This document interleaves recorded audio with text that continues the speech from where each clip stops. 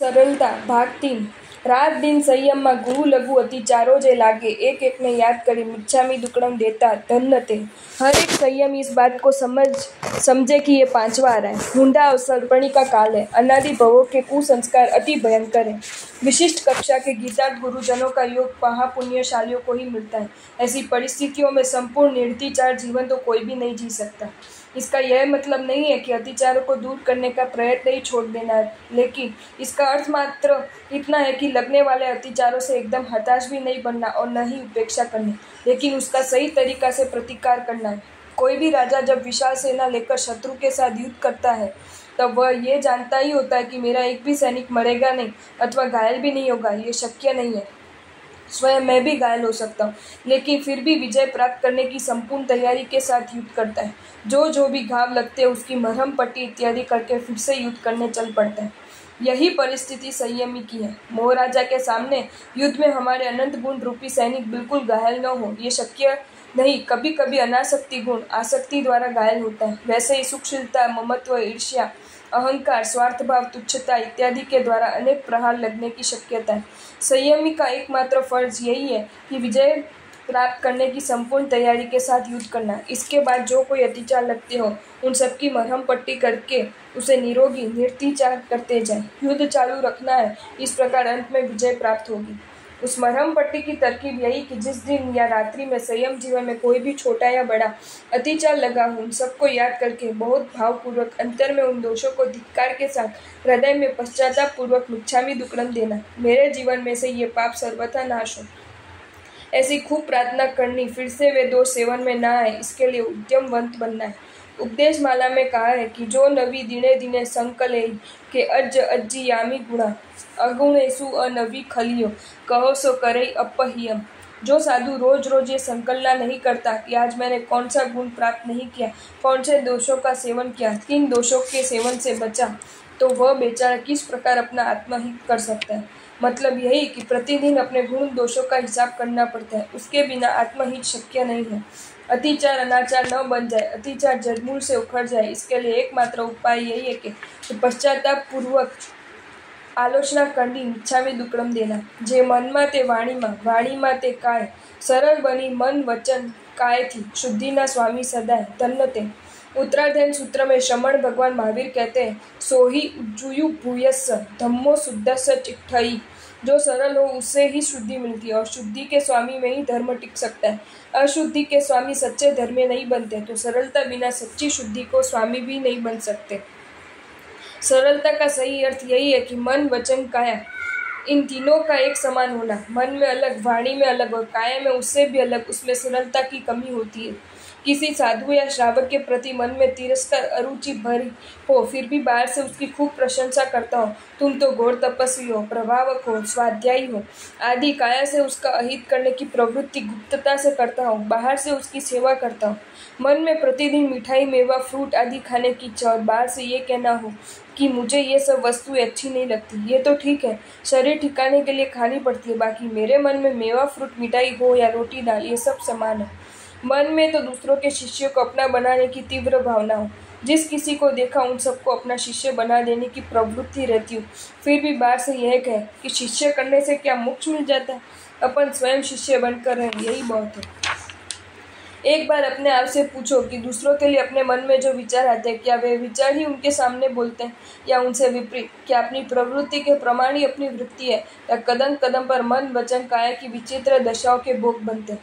सावधान, कुछ निष्ठुर व्यक्ति मन में अत्यधिक आसक्त होते हैं, काया से स्वच्छंदता से पाप करते हैं और वाणी से ये भी कहते हैं कि देखो भाई, मैं तो पापी हूँ और खुले में पाप करता हूँ। छुप छुपा कर पाप करना ये मेरा स्वभाव नहीं है। मैं तो जैसा अंदर हूँ वैसा ही बाहर भी दिखाने में मानता हूँ। मैं पापी हूँ, आप जान लो। ऐसे जीव अलबत्त मन, वचन, काया में एक समान होने से सरल लगते हैं, लेकिन ये उनका गुण नहीं, ये तो अति भयंकर निष्ठुरता है। अंदर पाप का कुछ भय नहीं है, पश्चाताप का परिणाम नहीं, पाप के प्रति धिक्कार भाव नहीं और दुनिया का, लोगों का कोई भय संकोच नहीं। ऐसे व्यक्ति की ये दिखती सरलता वास्तव में तो निष्ठुरता का ही एक प्रकार है। ऐसी स्वयं में पड़ी हुई निष्ठुरता का सरलता मानने की भूल कभी मत करना। ऐसी निष्ठुरता प्राप्त करने का उपदेश यहाँ पर है ही नहीं। યશ કીર્તિની લાલચથી કે ગુરુવાદિકના ભयથી गोपवताना दोष करिए छेदादिकना भयથી धन्य थे। कुछ संयमी ऐसे होते कि उन्होंने सेवन किए ऐसे पापों पर पश्चाताप तो होता है, लेकिन जब गुरु के पास आलोचना लेने का समय आता है तब वे नीचे बताए कारणों में आलोचना नहीं करते और अपने दोष गुरु को नहीं बताते। मन में ही उन दोषों का भार संग्रह करके ज़्यादा से ज़्यादा दुखी बनते हैं। वे कारण ये है, पहला, मैं गोचरी लेने आता हूँ तब मुझे विजातियों को देखकर खराब विचार आते हैं। मेरा संयम कभी खतरे में पड़ेगा, मुझे मेरा ये पाप गुरु को बताना चाहिए, लेकिन अगर गुरु को कहूँगा तो गुरु मुझे गोचरी के लिए भेजना बंद करा देंगे। पूरी मंडली में ये कहेंगे कि इस साधु का कोई भी गोचरी के लिए नहीं भेजे। ये सुनकर चतुर साधु तो जान जाएगी कि निश्चय से इस साधु को खराब विचार उत्पन्न होते होंगे, जिसके कारण गुरु ने मना किया है। इस प्रकार मेरा अपयश होगा, मतलब मुझे ये दोष गुरु को नहीं कहना है। ऐसा विचार करके दोष को छुपाता है। गुरु इसके दोष को नहीं जानने के कारण गोचरी के लिए भेजते ही रहते हैं। वह साधु मानसिक विचारों से प्रतिदिन पाप कर्म बांधता ही रहता है और शायद कभी काया से भी पतित हो जाता है और अंत में वह वापिस संसार में लौट जाता है, फिर से 84 के चक्कर का मुसाफिर बन जाता है। किसी एक साधु से अति दुष्ट कक्षा का पाप हो जाता है और बाद में विचार करता है कि ये पाप गुरु से छुपाऊं नहीं, उनसे कह दूं, इसका प्रायश्चित करूं, चाहे मुझे छेद मूल का प्रायश्चित ही क्यों ना है, मुझे कोई परवाह नहीं। सभी साधुओं को वंदन करने को मिलेगा, ये कितना लाभ है। लेकिन जब मैं सभी को वंदन करूंगा तब सभी साधु जान जाए कि वर्तमान में तो खराब पापों के लिए छेद मूल प्रायश्चित देने में आते हैं। निश्चय से इस साधु ने ऐसा कोई पाप किया होगा, इसलिए इतना बड़ा प्रायश्चित दिया है। इस प्रकार मेरा ये पाप सब जान जाएंगे, सब लोग मेरी निंदा करेंगे, इसलिए इस पाप की आलोचना अब नहीं करनी। ऐसे अपने यश के खातिर कितने के दोष छुपाते हैं। दूसरा, कोई साधु पागल के सामने गोचरी दुगुनी लेकर आते हैं।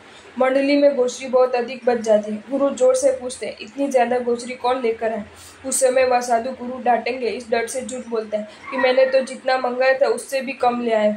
ऐसे अपने दोष को छुपाता है। गुरु ने पत्र आदि लिखने रूप कोई महत्वपूर्ण काम शिष्य को सौंपा, प्रमाद के कारण वह भूल गया और दूसरे दिन गुरु पूछते हैं कि वह पत्र लिखने का कार्य पूरा हो गया। शिष्य घबरा जाता है, अगर नहीं कहूँगा तो गुरुजी बहुत डांटेंगे, इस डर से झूठ बोलता है, हाँ जी काम हो गया। ऐसे तो अनेक प्रसंग अनेकों के जीवन में कभी कभार बनते होंगे कि जिसमें वे संयमी गुरु की, पूज्यों की या दूसरे कोई के डर के कारण अपना दोष छुपा देते हैं, जिसका विपाक परलोक में उनको मिलता है। मतलब ये, इस भव में तो उसने मैंने गलत किया या दोष किया, इसका पश्चाताप भाग्य से ही होता है और इस प्रकार दोषों को छुपा छुपा कर दोष बढ़ाते ही रहते हैं। गुरु मुझे छेद मूल का प्रायश्चित देंगे तो अब तक मुझे इतने साधु भाव से वंदन करते थे और अब मुझे उनको वंदन करना होगा, ये मुझसे नहीं होगा। अथवा गुरु मुझे इस पाप के प्रायश्चित के रूप में अनेक कायमबिल अथवा अनेक उपवास देंगे तो, क्योंकि मैं वो तप नहीं कर सकता, क्यों ऐसी परिस्थिति मोल लूँ? अगर पाप कहने जाऊँगा तो ऐसी मुश्किल ही आएगी, इसके बदले इसके बारे में मौन रहकर शांतिपूर्वक जीना अच्छा है। ऐसे विचार करके दोषों को छुपाते हैं। ये सब विचार दीर्घ संसारियों को होते हैं। हलु कर्मी आत्मा को न तो अपयश का भय और न ही गर्व गुरु आदि के तथा छेदादि प्रायश्चित का डर होता है। उसके पास तो परलोक दर्शन रूप तीसरी शास्त्र दृष्टि विकसित हुई होती है। उस शास्त्र दृष्टि के प्रभाव से वह मात्र आत्मा के हित और अहित का ही विचार करता है। जिसमें आत्मा का हित होता हो ऐसी प्रवृत्ति करने में वह कभी पीछे हट नहीं करता, चाहे उसके लिए कुछ भी सहन करना पड़े। वैसे ही जिसमें अहित होता हो उसको छोड़ने के लिए वह हमेशा तत्पर रहता है। कहा जाता है कि शंकर की तीसरी आँख खुलेगी, उस समय दुनिया का विनाश होगा। यह अहंकार भी शास्त्र दृष्टि, परलोक दृष्टि, अंतर्मुख दृष्टि द्वारा पाप रूपी दुनिया को जलाकर राख कर देने की अनोखी ताकत धारण करता है। उन सगे माँ पुत्र ने परस्पर पाप का सेवन किया, पश्चाताप हुआ, परलोक का भय लगा। गुरु के कहे अनुसार जाहिर में दोनों ने खड़े होकर अपने पाप को प्रकाशित किया और पश्चाताप किया। अपवश यादी की परवाह नहीं की, चारों ओर से तिरस्कार हुआ, लेकिन उस आलोचना के प्रताप से 3 भव में ही मोक्षगामी बने। यश कीर्ति जाने से भले ही एक भव बिगड़े हो, लेकिन उनके अनंत भव को काट डाले। अभिमानी जेम आप प्रशंसा करता कदी न थाके, तेम मुनिवर नीच पापों ने पण कहता लेश न आंजे। अहंकार एक ऐसा दोष है कि वह व्यक्ति के विवेक गुण को प्रकट नहीं होने देता, स्थिति समझने नहीं देता। इसी कारण अभिमानी व्यक्ति जहाँ भी अपनी प्रशंसा करने लगता है तब वह इतना भी नहीं समझ पाता कि मैं अपने मुंह अपनी प्रशंसा कर रहा हूँ, वह अशोभास्पद है। सुनने वाले भी मेरी निंदा करते, मेरी पीछे मेरी मजाक उड़ाते, मेरा ये वर्तन अत्यंत बेहुदा है। आपको ये वीडियो अच्छा लगा हो तो इसे लाइक करें और शेयर करें, और ऐसे ही नए नए वीडियोज़ देखने के लिए सब्सक्राइब करें हमारी channel Jain facts and stories को।